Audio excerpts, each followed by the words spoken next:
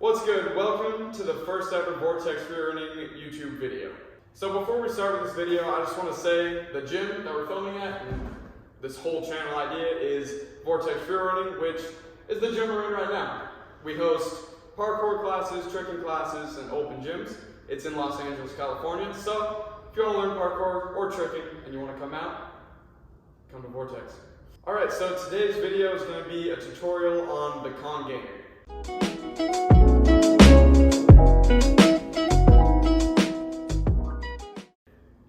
Okay, so before we get into the actual con gainer tutorial, there's some things you gotta know. So the prerequisites to a con gainer are a con vault, a backflip, and a gainer. If you don't know how to do any of those three tricks, probably go look at a different tutorial first and then come back to this one. None of them are too difficult, but you gotta know all three before you start working on con gainers. Alright, so one thing I forgot to mention was who this is.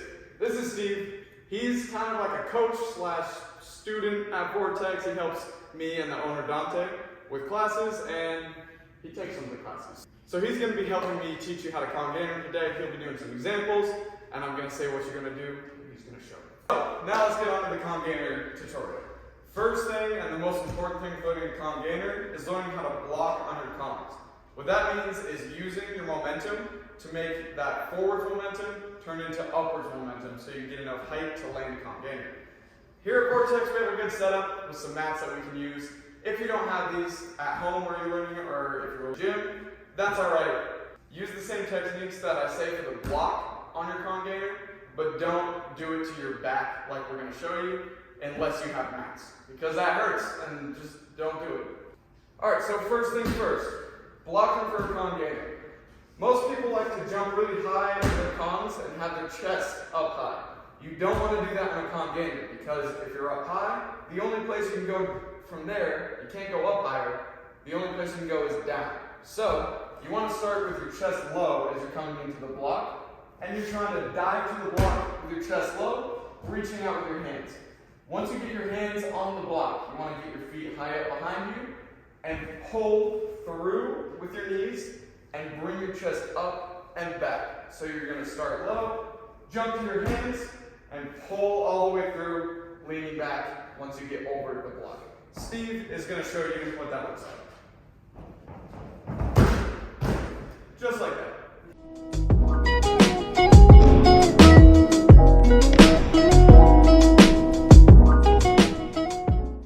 Alright, so once again, I just want to say that you don't have a setup like this and you can't jump to your back like we were.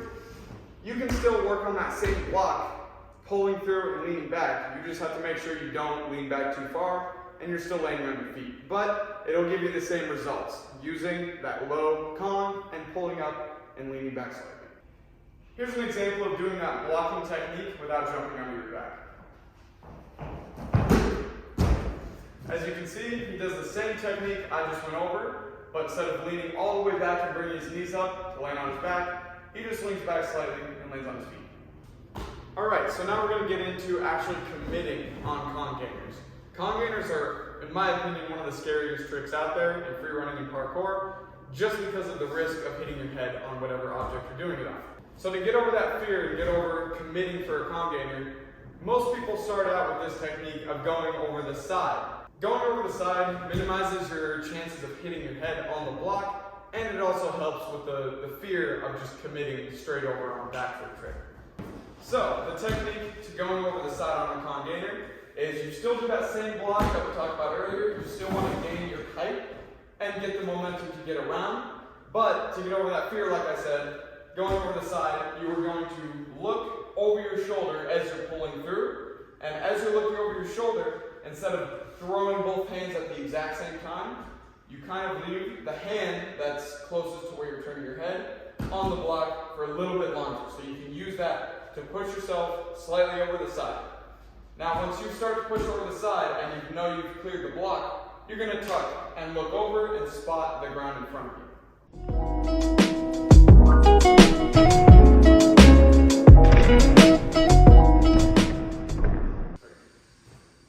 So once you can do that step, make sure you practice doing that sideways con gainer a bunch of times do it like 100 times before you think about going straight over, because it's still a dangerous trick. So you still want to work on doing that over the side con gainer as much as possible before you move on to doing a straight.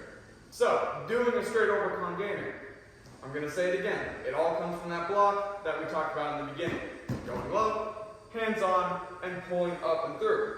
Now the only difference is, when you do this, you need to think about your knees coming over your head. What I mean by that is, as you're conning up the block, you're going to be going up and out. So you want your knees to give you rotation once you're pulling through. So another point is, when you're doing this trick, tucking your chin in.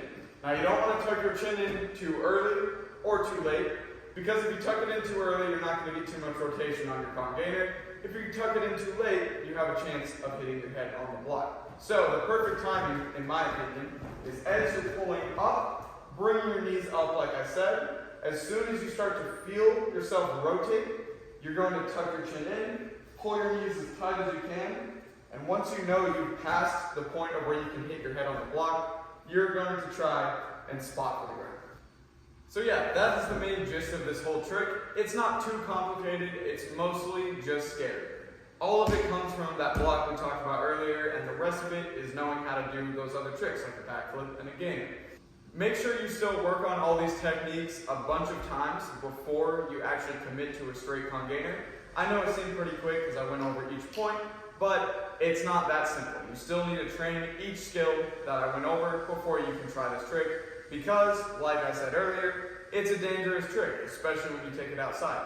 Alright, so before this video ends though, I'm going to give you some different angles of some slow-mo con gainers, so that way you can study the technique too, and watch as you see what I said be done in real life. That probably didn't make sense, but we'll go with it.